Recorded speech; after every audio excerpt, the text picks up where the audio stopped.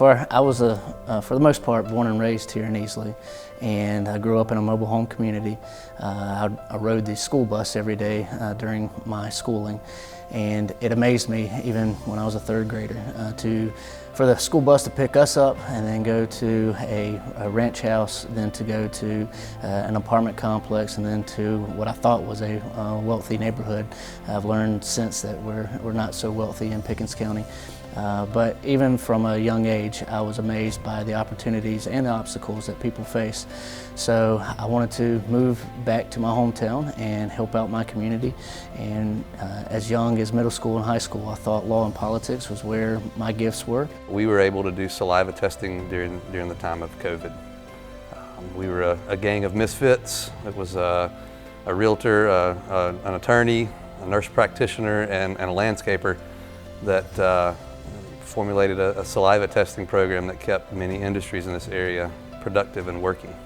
I think you could see during Helene, as an example, a lot of people, instead of just talking or posting on social media, Neil was out, started off actually trying to get out and deliver generators, but then ended up realizing he could use his connections to create a network of people to deliver generators to people in need, people with medical needs that wouldn't live if they didn't have a way to charge their devices and serve the community that way. He didn't ask for favors, he asked for information, questions, and how he could serve, how he could help us. I could talk to him 2 or 3 times a day. We had 95% of our system out of power for many of them half a week to a week. And every day I'm talking to Neil, asking if he knows certain people to pull the strings and to help us and to contact the right people. And it's because of his leadership and his foresight into saying, hey, this is one Pickens County. We are on the same team. What do we need to get done? And we get it done because of his leadership. The number one issue in South Carolina was, is, and forever will be education. If I could do one thing, it would actually be 2 things, and they're very, very difficult, but streamlining the governance and then also completely changing the funding. I mean, on the funding side, 44% comes from local funding. I don't think anybody thinks that that is fair or equitable.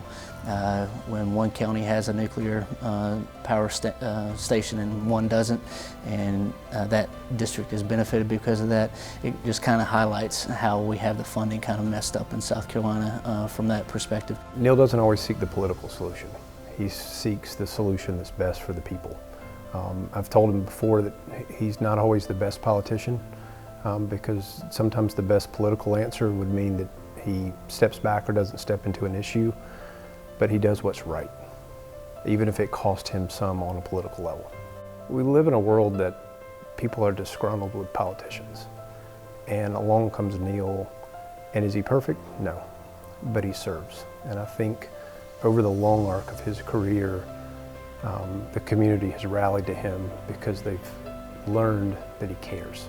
And I think that's what we're hungry for in our local community and our state and this country, is people who don't test the polls to give an answer, but just show up and they care and they serve with a heart.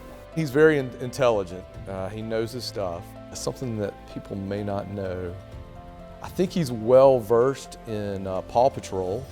And that may have to do with his daughter, or it may not, but I do know he knows all the characters of Paw Patrol and he celebrates them wildly. Neil is all about Christmas. Loves everything Christmas, especially the movie A Christmas Story, complete with a leg lamp in his window at home, and he loves Little Debbie Christmas tree cakes. He is a servant leader. His heart is in the right place. He's asking what he can do for us. The number one thing South Carolina has going for it is people. We are so blessed to live in the community that we live in, the state that we live in, and the nation that we live in. So I serve on the South Carolina 250 Commission, and we're celebrating 250 years from the American Revolution. And I'd much rather be here today than our forefathers were 250 years ago. And honestly, I'd rather be living 250 years from now than right now, because I know that it's going to be a better community, it's going to be a better state, and going to be a better nation.